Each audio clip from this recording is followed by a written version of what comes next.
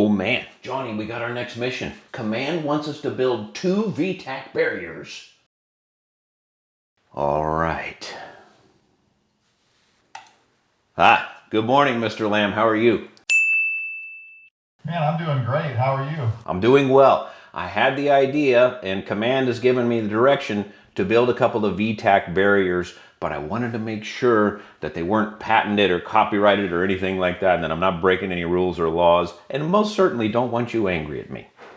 Well, actually, we even put out the instructions for those on our website. So no, you're welcome to make them. People around the world are making them, and it's one of the things we require before we go to teach a class is have the folks where we're going to make their own barricades, so that when we leave that class, they still have barricades. So yeah, man, have at it. Get good plywood and then paint it so that they will last for several years. But yeah, that's what they're for. It's a training aid, and we make them all out of plywood. So if you do something stupid and put your muzzle in the wrong spot, you're not going to hurt yourself. You're just going to blow a chunk of the plywood out and have to patch that up. But yeah, man, I'm excited. You probably should make like 40 or 50 of them. Well, we'll see what they tell me to do, but I appreciate the vote of confidence. We'll get cracking on it, and we can route people over to VikingTactics.com, correct? Yeah, go to VikingTactics.com. The instructional page has a link to the barricade instructions, and while you're there, you know, it wouldn't hurt if you bought a couple hundred VTAC targets to go along with your barricade, and then any other gear as well. So yeah, get on there, build the barricades, and have fun with them. Outstanding. Thank you, sir. Have a great day. You too. Print. Got it. Let's go. Hey, before we go forward, please hit the like and subscribe button. Let YouTube know that you dig our content. In exchange, we'll provide you with this cringy gun meme. I mean, come on. I know you. You know you. And I know you know that I know you. I am by no means a carpenter, but I have a little bit of woodworking knowledge and some tools. The directions on VikingTactics.com are pretty straightforward, so let's give this the old college try, shall we? Okay, so a couple of tools that you're gonna need for sure, maybe a square, a ruler, some kind of straight edge, and then a measuring tape, and then of course a pencil or a pen to mark them out and cut them. Beautiful. Remember, we're not building a piano. It's okay if it's not absolutely perfect. Okay, so we're using a 3/4 inch 4x8 sheet of plywood, and there's a couple of things that you want to be on the lookout for. One is if there's some kind of skew or sticker on the end. Usually they're on the side somewhere, but they're often stapled in. Make sure you inspect your wood and go around and pull any of these out so you don't get them caught up in the saw. The other thing is, I'm gonna use a portable circular saw, and I'm gonna talk about blade depth here just briefly.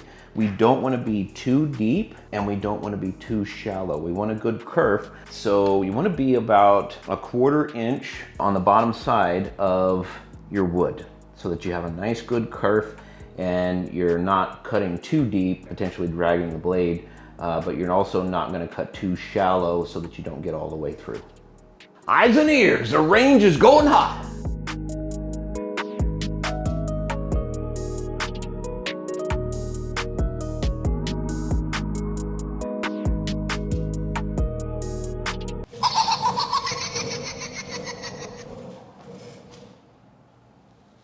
I want to play a game.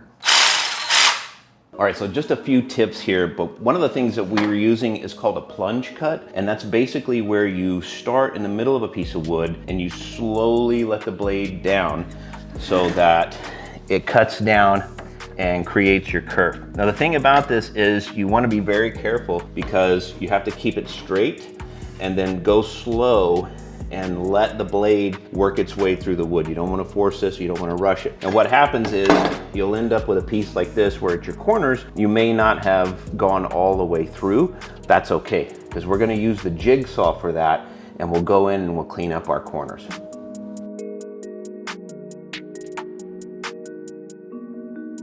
Okay, I screwed up. Maybe some of you keener-eyed people who have done this before spotted in the beginning, but when I started at the very end of the plywood and started making my marks, I shouldn't have started there. I should have started at the 6 foot mark. That way we have a good 24 inches on both sides. So your total dimension, even though it isn't on the outside of the sheet, is 72 inches. So you want to be at 6 feet. Now I had extra and cut it off, so I'm gonna have to go back in and bracket this. But again, it's not beautiful, it's not a piano, and this is a lesson. This is a mistake that I made, so hopefully you won't. Remember, measure in to 6 foot and then start making your lines for your cuts. Okay, so we've got our first one cut out, and now we've got all of the cuts that we have to do additionally to get the different ports in and cut them out. That's gonna be a little bit tougher because you can't just do a plunge cut with a circ saw to get this 2x8 hole figured out, so, or 2x7. What you're gonna have to do is drill a hole in each one of these, get it big enough so that your blade from your saw can get in there and cut it out. So we got a few options. You don't have to be very big, but if you've got a spade bit, you can also use a hole saw kit if you've got it. Forstner bits are also gonna work to get that hole knocked out. It's just big enough to get the blade from the saw in there. Or alternatively, if all you've got is just a regular bit, you can use that and wallow it out a little bit. As long as it's big enough to get your blade in, you're good to go.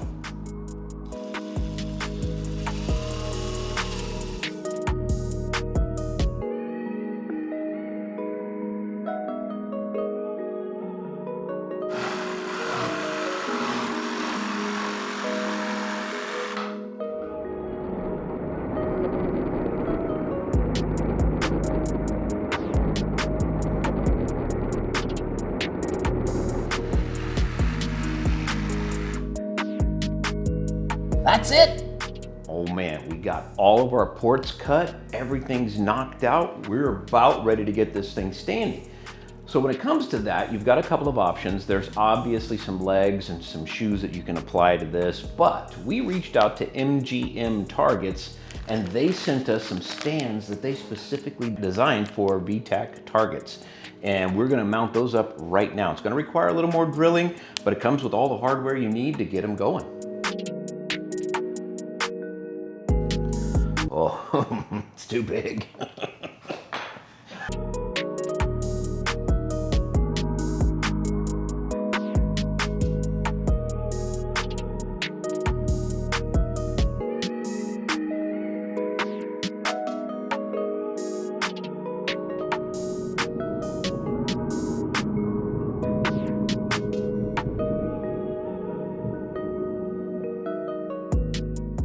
Lock nuts. Washers. There's so much to play with.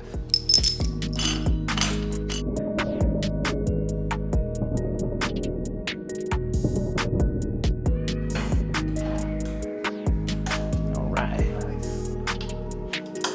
All right.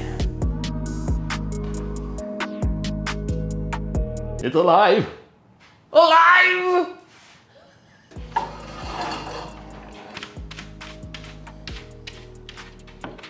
All right, so we've learned a lot of lessons on this one, and in making our second copy, Johnny Fantastic had an amazing idea. Why not use the first one that you went through the trouble of measuring out to find where all the holes go and use it as a template for the second one? Not only is he handsome, ladies and gentlemen, but he's smart too. Oh man, this has come together so well. The MGM hardware is really good. It's robust, big 3/4 inch hardware, and cotter pins at the bottom to hold the feet on so you can take it down pretty easy. Last couple of things that I'll say is you want to make sure that you hit your edges with a rasp. Anywhere someone's going to be shooting through, make sure you clear off some of those rough edges.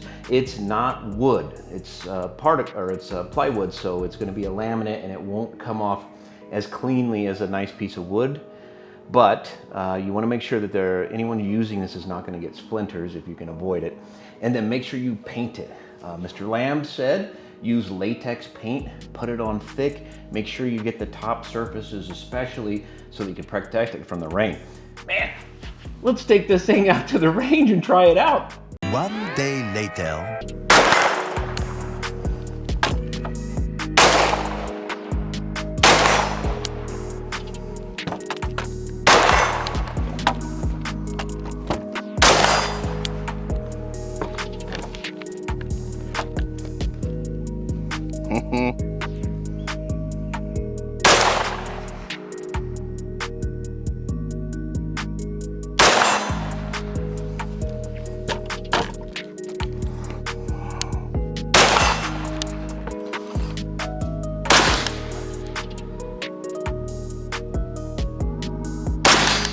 There we go. Is that a hit?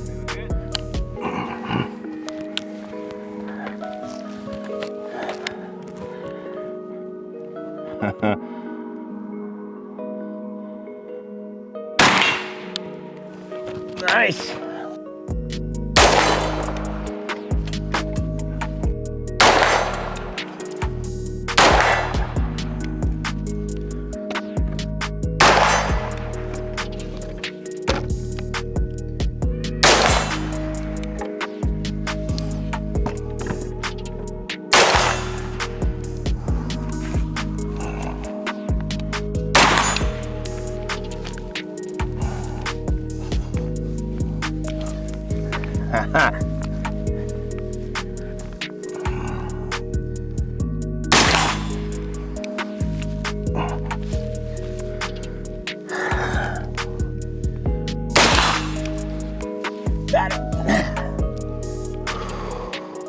Interesting observations being made here. First off, when you run the LPVO, you give up some eye relief, but you gain some distance.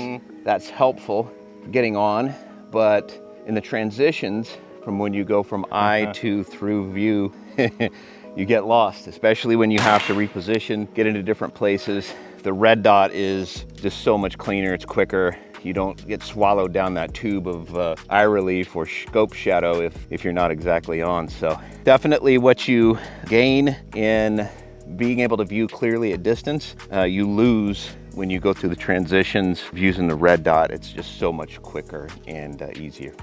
Before we get to our final thoughts on the VTAC barricades, I'd like to remind you one more time, please hit the like and subscribe button. Make sure that you let YouTube know you like our content. All right, so our final thoughts on the VTAC Barricade. Pretty cool experience. Now, obviously, like I said, I am not a carpenter. Spartans! What is your profession? I know that there are probably those of you who are laughing at my skills and use of tools, but like I said, I am not a carpenter. It's also a good point to prove that just about anybody can build these if they've got the right tools for it. The one thing that I learned for sure, using this diagram, if you go through and figure this part out, this is not indicated. This long side is not indicated how long it is, but it's 72 inches, so it's 6 feet. I cut at the end of the plywood and I should have measured down 2 feet and then started these cuts. And what you end up having is, out of a 4x8 sheet of plywood, 2 barricades, 2 opposite facing barricades. For the build, make sure that you're wearing eye and ear protection if necessary. Make sure that you use pilot holes.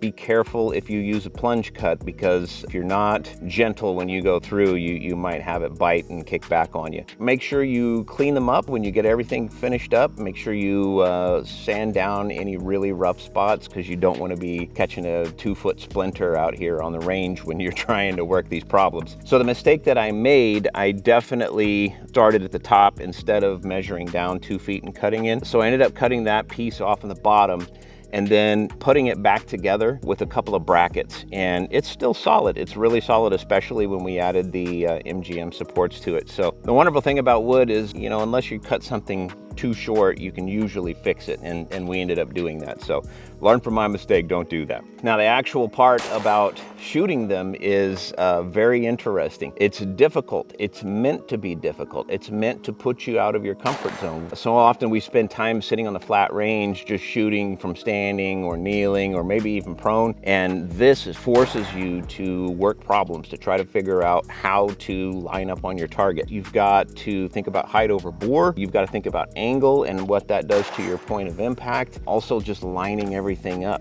Especially if you go with a magnified optic underneath here, you're gonna have a lot more challenges. We also really enjoyed the MGM target stands. These things are great. I like that they have less of a footprint than the original design here. These are much lower profile, much less to trip on, and they still work really well.